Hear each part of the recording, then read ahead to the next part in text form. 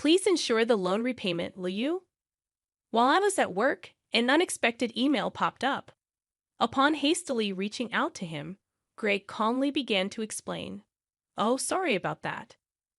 I've fallen for someone else and decided to start a new life with her. Furthermore, he revealed his plan to take the luxury car recently purchased in my name with a loan. Despite my attempts to dissuade him, my husband ignored me, abruptly ended the call, and became unreachable. In the end, Greg disappeared with his mistress, leaving behind a substantial debt.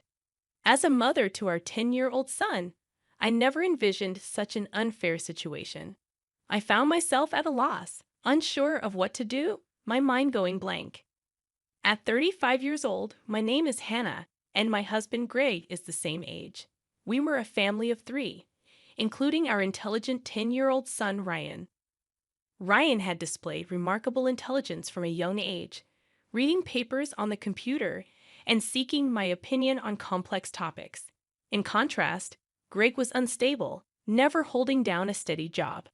Despite my full-time job and concerns about our future, Greg had recently maintained a stable income for 3 years.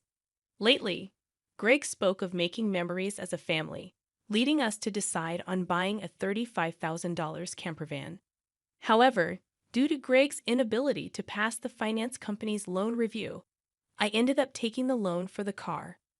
On the eagerly awaited delivery day of the campervan, I received an abrupt email from Greg stating he would graciously take the delivered van since the loan was in my name, and I would handle the repayments.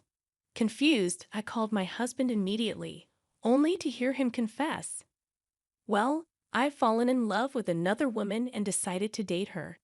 I intended it to be just a fling, but it turned serious, so I'm thinking of starting over my life with her." Bye. He mentioned the divorce papers we had discussed during a previous fight, declared he would file them, and unilaterally ended the call.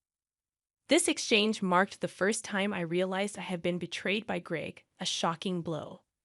Subsequent attempts to contact him yielded no response. When I returned home from work and checked the drawer where the divorce papers should have been, they were already gone, leaving me burdened with a significant debt from a $35,000 car loan. Despite my repeated attempts to reach out to my husband through emails and calls, I never received a reply. Ryan, noticing my unusual behavior, came to check on me with concern after dinner. "Mom, what's wrong? You haven't been eating much lately. Are you okay?" Yeah, maybe. I'm just tired." When people lie, they look up to the right. Lying is bad. I've noticed Dad hasn't been home for 3 days. Did something happen between you two? Startled by Ryan's sharp words, I took a deep breath to calm myself. Feeling that I could no longer hide the truth, I decided to tell Ryan everything. "I see. It's just like Dad to do something like that. Aren't you sad?" "No, I kind of understood from how things were going."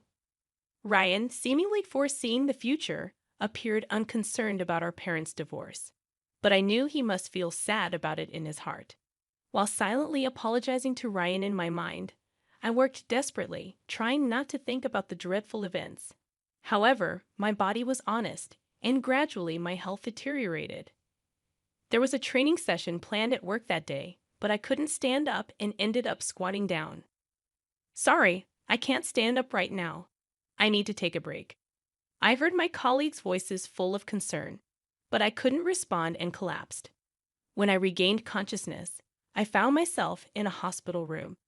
I received a diagnosis from the doctor that I needed detailed examinations, and I was admitted to the hospital. Hannah thought, "I feel so pathetic. It's supposed to be just emotional stress." Looking at the IV drip in my arm and the white ceiling of the hospital room, tears naturally started to flow. At that moment, Ryan, who is usually calm, rushed into the room with an extremely worried look, prompting me to quickly wipe away my tears. "Mom, what happened? Is it serious? You're not going to die, right?" "Of course not. I wouldn't leave my dear son alone." That's good, really. I was called by the school teacher and told that you were taken to the hospital." I was so shocked. My heart nearly stopped. Ryan is usually mature for his age, but he's still only 10. I felt a strong resolve to get better for his sake, but my condition was worse than I thought, and I was diagnosed with a serious illness. The doctor advised, "You should have surgery as soon as possible. Please make a decision quickly, following the doctor's advice." I underwent surgery, and by the time I was discharged, it had been a month since Greg had left. When I returned home and opened the mailbox, I found a demand letter for the car loan payment. Hannah thought the repayment should have been automatically deducted from my account.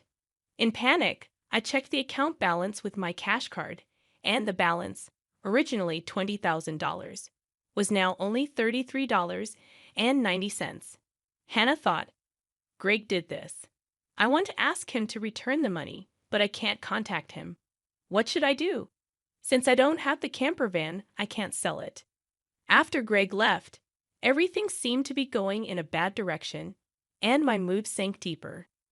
Seeing me saddened by my series of misfortunes, Ryan put his hand on my forehead. "You look pale. Are you feeling sick again?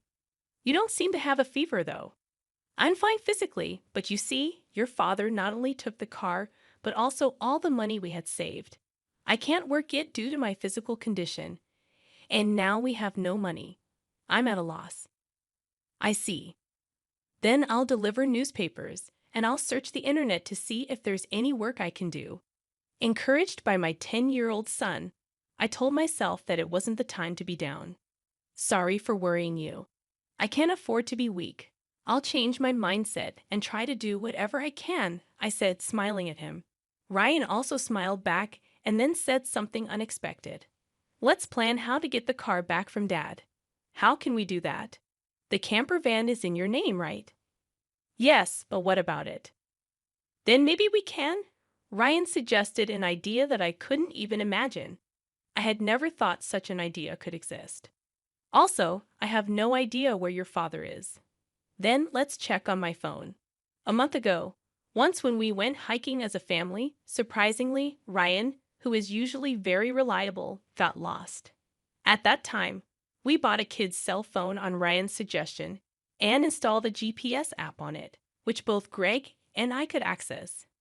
With this app, I can see where Dad is in real time, and he's been moving around a lot. "Oh, is that so? But what if we find him, and he just says something vague and escapes again?" As I pondered this, Ryan smiled and made an intriguing suggestion. "Don't worry, I've already taken precautions." "What did you just say?"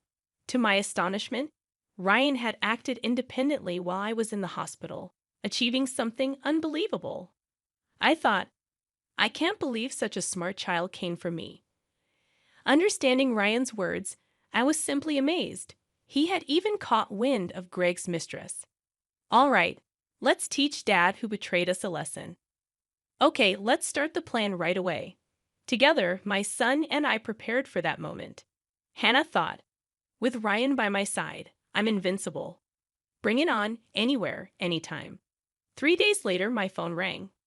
"Ah, it's me. Please, I need your help." "Oh, who might this be? Don't play dumb." "It's your husband. Obviously, I'm being questioned by the police about you. At this rate, they might ask me to come to the police station voluntarily. Help me out." "Oh, is that so? Just wait a moment then." I immediately went with my son to where Greg was, and to my surprise, it was a forest park near our house where camping was possible. Greg was being questioned by the police in front of his car, looking bewildered. Feeling pathetic, I sighed and told the police we needed to have a talk as a couple and asked them to leave for a while. At that time, Greg seemed uncomfortable being watched by the people around us and urged Ryan and me to get into the car. Inside the car, Greg's mistress was sitting cross-legged, glaring at us, but that was no longer important. "Sorry about that. Thanks for coming. But why did the police suddenly show up at my place? I don't get it." "That's because I filed a report about the missing camper van." "What? Why would you do that? It's obvious, isn't it? My car was stolen." Greg, foolishly thinking that actions between spouses can't be criminal, was saying nonsensical things. But the world isn't that naive, you know. You filed for divorce, remember? Forgot? So we are strangers now. And you're driving a stranger's car without permission. That's a crime. Ryan figured all this out. Typical, sharp as ever, that kid. But I didn't steal the car. I just borrowed it for a bit. Oh, is that so? Well, I'd like to use my car now. So could you return it? That would be really helpful. As I reached out my hand, asking Greg to return the keys, he reluctantly handed them over after confirming it was returned. Ryan quietly started talking. Hey, why did you abandon your family and choose to play around with this woman? Caught off guard by his son's unexpected question, Greg was flustered and awkwardly scratched his head. Seeing this, Greg's mistress chuckled smugly and started talking. It's because I'm more attractive than your mother. Look at me, you can see it, right? He fell head over heels for me and decided to leave his family. Quiet. I didn't ask you, old lady. Dad, you answer. Mandy was silenced by Ryan's stern tone, but Greg remained quiet. If you can't explain, that's fine. I'll just have the police come back and arrest you. Wait, hold on. Okay, I'll talk. Mandy, it turns out, joined Greg's company 3 months ago. They were attracted to each other and became involved at the welcome party for new employees. Later, it was discovered that Mandy was pregnant, and Greg decided to start a new life with her, leaving us behind. Why did you take the camper van? I quit my job and thought about selling the car for money. But it seems like you were using it quite a bit, weren't you? I thought it was a waste to sell it right away, so we decided to go on a trip. Wait, how do you know all this? Remember when Ryan got lost? After that, as a precaution, we bought him a kid's cell phone and installed a GPS app. Did you forget? We installed it on your phone too, so I knew where you were all this time. By the way, I later found out from Ryan that he had pretended to get lost during our family hike because he wanted a cell phone. I was amazed at Ryan's ability to think and act so strategically. I suspected something was off with Dad, so I came up with this plan to monitor his actions. You really are a terrifying child. I will never become an adult like you, Dad, who betrays important people without a second thought. Greg, faced with the hard truth Ryan told, was a pitiful adult unable to offer any rebuttal. In contrast, seeing Ryan, only 10 but able to think and speak his mind firmly, gave me a sense of strength as a mother. I felt I couldn't lose, especially in settling things properly. Also, return the $20,000 you withdrew from my account right now. That was our joint property as a couple. I don't have to return it. No, it's not that. The money was what I saved little by little since I was single after all. You always quit your jobs midway, so we hardly ever saved money together, did we? I was appalled to hear that the $20,000 had been squandered by Greg and his mistress. It was the moment I felt relieved about divorcing him. So that's how it is. But if you stole and used the car and my money, that's going to be a serious crime. What? I just sent the police away, so it's not their business anymore, right? I only said we would talk. I have no intention of withdrawing the complaint. I must add the theft of my money to the report. Mom, should I call the police now? I can do it with just one button on my phone. Mandy, Greg's mistress, had been watching our conversation but quickly tried to get out of the camper van. At that moment, she let out a scream that echoed around. The reason was that outside the car door, Mandy's parents were standing there, faces red with anger, about to explode in fury. Startled, she stepped back as her parents yelled at her. Ah, I'm sorry. Don't be so angry. But why are you here, Mom and Dad? I called your parents beforehand. What? Why? The truth was, during my hospital stay, Ryan had visited Greg's office and tearfully told them, my dad left the house with a woman we don't know, and my mom collapsed. Seeing Ryan's sorrowful and frail state, the people at Greg's office suspected Mandy, who had left the company with Greg, and gave Ryan her parents' address. Greg and Mandy had been overly friendly at the office, and there were photos showing them together at the welcome party for new employees, looking like a couple. After learning from the office people that you commuted from your parents' house, Mandy's parents were standing there, faces red with anger. I went there with your photo, and your parents came out when I visited. Then I told them everything that had happened. So today, I contacted Mandy's parents and asked them to wait nearby for a while. How could you do this to me? The worst. I don't want to hear that from you. That's my line. By the way, your stomach seems quite big. When is the baby due? In 3 months. What? Wait a minute. That doesn't add up with when you met my husband. You two met only 3 months ago, right? What's going on? It's not time for the baby to be born yet. Greg, hearing this for the first time, stared at Mandy, eyes wide. Wait, what does that mean? Are you stupid? Don't you get it? It takes about 9 months from conception to birth, which means the child she's carrying isn't yours. You're so foolish. What do you mean, Mandy? Have you been deceiving me? Ah, I almost got away with it. Can't help it now that I'm caught. You're so naive. You can't see through lies at all. Really, a fool. Don't mock me. My whole life is ruined because of you. What were you thinking? Greg and Mandy started an ugly argument, but nobody intervened, letting them have it out.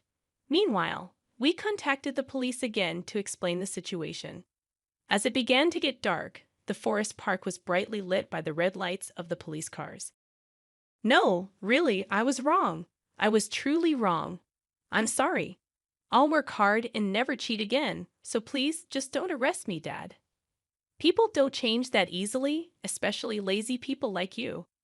Exactly, Ryan's right. I can't trust you at all. Reflect on your actions and pay for your crimes at the police station. If I get arrested, I won't be able to pay back the money. Is that okay with you? I don't mind. Pay me back after you've atoned for your sins. Take your time, don't worry.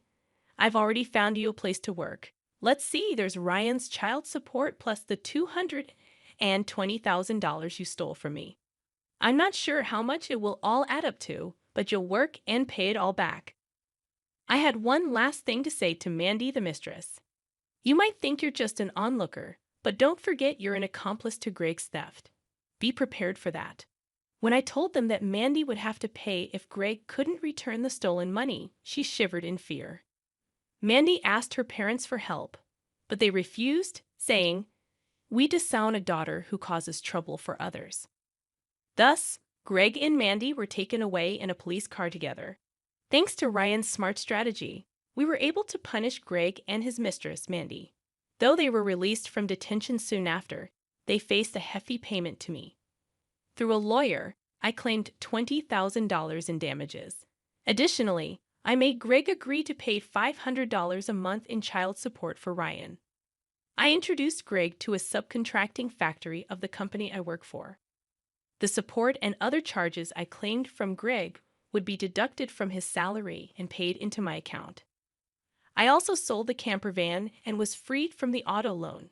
Since then, my health has improved remarkably, and I am now energetically committed to my job.